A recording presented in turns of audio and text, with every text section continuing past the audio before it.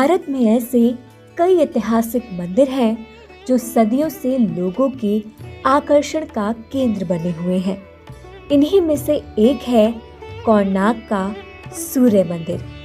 यह भारत के चुनिंदा सूर्य मंदिरों में से एक है जो उड़ीसा में जगन्नाथपुरी से 35 किलोमीटर दूर उत्तर पूर्व में कोणार्क शहर में स्थित है। कोणार्क का सूर्य मंदिर अद्वितीयता, विशालता व कलात्मकता की निशानी है। इसकी भव्य कृति को देखने के लिए पर्यटक दूर दूर से यहाँ आते हैं। लगभग 750 साल पुरानी इस सूर्य मंदिर की कलाकृति को जो भी देखता है वह हक्का बक्का रह जाता है। उसके लिए समझना बहुत ही कठिन हो जाता है कि आखिर यह मंदिर कैसे बना होगा। यह मंदिर ओडिशा की मध्यकालीन वास्तुकला का अनोखा नमूना है और इसी वजह से साल 1984 में यूनेस्को ने इसे विश्व धरोहर स्थल घोषित किया है। यह मंदिर सूर्य देवता के रथ के आकार का बनाया गया है। जी हाँ, यह मंदिर बहुत बड़े रथ के आकार में बना हुआ है जिसमें कीमती धातुओं के पहिए, पिलर और दीवारें बनी हुई हैं। आपको बता दें कि मान्यताओं के अनुसार सूर्य देवता के रथ में 12 जोड़ी पहिए मौजूद हैं। साथ ही 7 घोड़े भी हैं जो रथ को खींचते हैं। यह 7 घोड़े 7 दिन के प्रतीक हैं। वहीं 12 जोड़ी पहिए दिन के 24 घंटों के प्रतीक है। कई लोग यह भी कहते हैं कि ये 12 पहिए साल के 12 वर्षों के प्रतीक है। इनमें 8 ताड़ियां भी मौजूद हैं जो दिन के 8 प्रहर का प्रतीक है। कोणार्क मंदिर में भी घोड़े और पहिए हैं। यह मंदिर समय की गति को दर्शाता है। यहाँ की सूर्य मूर्ति को पुरी के जगन्नाथ मंदिर में सुरक्षित रखा गया है। ऐसे में इस मंदिर में कोई भी देव मूर्ति मौजूद नहीं है। लाल रंग के बलुआ पत्थरों और काले ग्रेनाइट के पत्थरों से बने इस मंदिर का निर्माण अब तक एक रहस्य ही बना हुआ है। एक मान्यता के अनुसार उड़ीसा के कोणार्क में स्थित सूर्य मंदिर का निर्माण राजा नरसिंह देव ने 13वीं शताब्दी में मुस्लिम आक्रमणकारियों पर सैन्य बल की सफलता का जश्न मनाने के लिए करवाया था। लेकिन 15वीं शताब्दी में मुस्लिम सेना ने यहाँ लूटपाट मचा दी। इस समय सूर्य मंदिर के पुजारियों ने यहाँ स्थापित मूर्ति को पुरी में ले जाकर रख दिया था, लेकिन मंदिर नहीं बच सका। पूरा मंदिर काफी क्षतिग्रस्त हो गया था। फिर धीरे धीरे मंदिर पर रेत जमा होती रही और मंदिर पूरा रेत से ढक गया। फिर 20वीं शताब्दी में ब्रिटिश शासन के अंतर्गत रेस्टोरेशन का काम हुआ और उसी में सूर्य मंदिर खोजा गया। वहीं एक अन्य मान्यता के अनुसार कहा जाता है कि श्री कृष्ण के पुत्र सांब को श्राप से कोढ़ रोग हो गया था। उन्हें ऋषि कटक ने इस श्राप से बचने के लिए सूर्य भगवान की पूजा करने की सलाह दी। सांब ने मित्रवन में चंद्रभागा नदी के सागर संगम पर कोणार्क में 12 वर्ष तपस्या की और सूर्य देव को प्रसन्न किया। सूर्य देव जो सभी रोगों के नाशक है, उन्होंने उनके रोग का भी अंत कर दिया, जिसके बाद सांब ने सूर्य भगवान का एक मंदिर निर्माण का निश्चय किया।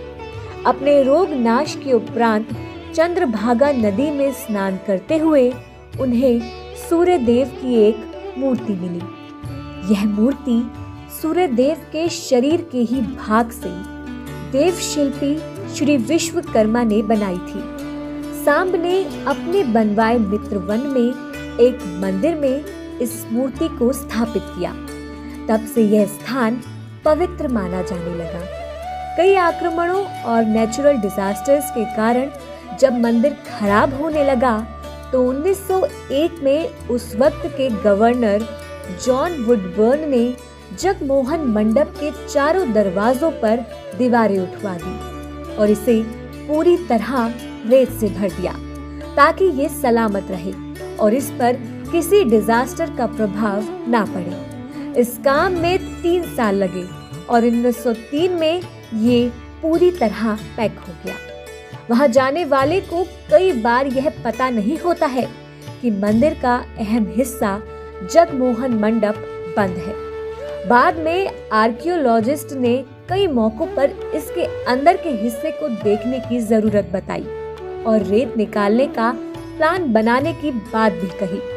ये मंदिर 2 भागों में बना हुआ है, जिसमें से पहले भाग नट मंदिर में सूर्य की किरणें पहुंचती हैं और कहा जाता है कि कांच या हीरे सरीखे धातु से वो इस मंदिर की प्रतिमा पर पड़ती थी, जिससे इसकी छटा देखते ही बनती थी। वहीं मंदिर में एक कलाकृति में इंसान, हाथी और शेर से दबा है, जो कि पैसे और घमंड का घोतक है और ज्ञानवर्धक भी है। एक समय में समुद्री यात्रा करने वाले लोग इस मंदिर को ब्लैक पगोडा कहते थे, क्योंकि ऐसा माना जाता है कि यह जहाजों को अपनी ओर खींच लेता था, जिसकी वजह से वे दुर्घटनाग्रस्त हो जाते थे। इसके पीछे कई पौराणिक कथाएं प्रचलित हैं। कहा जाता है कि इस मंदिर के शिखर पर 52 टन का एक चुंबकीय पत्थर लगा हुआ था, जिसके प्रभाव से वहां समुद्र से गुजरने वाले बड़े बड़े जहाज मंदिर की ओर खींचे चले आते थे, जिससे उन्हें भारी क्षति हो जाती थी। कहते हैं कि इसी वजह से कुछ नाविक उस पत्थर को निकालकर अपने साथ लेकर चले गए। पौराणिक कथाओं के अनुसार 52 टन का वह पत्थर मंदिर में केंद्रीय शिला का काम कर रहा था, जिससे मंदिर के दीवारों के सभी पत्थर संतुलन में थे, लेकिन इसके हटने के कारण मंदिर की दीवारों का संतुलन खो गया और इसकी वजह से दीवारें गिर पड़ी। हालांकि इस घटना का कोई ऐतिहासिक विवरण नहीं मिलता है। कोणार्क का सूर्य मंदिर कामुकता को भी एक नई परिभाषा देता है। यहाँ बनी मूर्तियाँ पूर्ण रूप से यौन सुख का आनंद लेती दिखाई गई है। पूरे मंदिर में जहाँ तहाँ फूल, बेल और ज्यामितीय नमूनों की नक्काशी की गई है। इनके साथ ही मानव, देव, गंधर्व, किन्नर आदि की आकृतियां भी ऐन्द्रिक मुद्राओं में दर्शित हैं। मंदिर के कुछ स्थानों पर कामातुर आकृतियां तो कहीं पर नारी सौंदर्य, महिला व पुरुष वादकों व नर्तकियों की विभिन्न भाव भंगिमाओं को उकेरा गया है। इतना ही नहीं, कोणार्क के बारे में एक मिथक और भी है कि यहाँ आज भी नर्तकियों की आत्माएं आती हैं। अगर कोणार्क के पुराने लोगों की माने तो आज भी यहाँ आपको शाम में उन नर्तकियों की पायलों की झनकार सुनाई देगी, जो कभी यहाँ राजा के दरबार में नृत्य करती थी। ऐसा शानदार मंदिर विश्व में शायद ही कहीं हो। इसी कारण इसे देखने के लिए दुनिया भर से पर्यटक यहाँ आते हैं।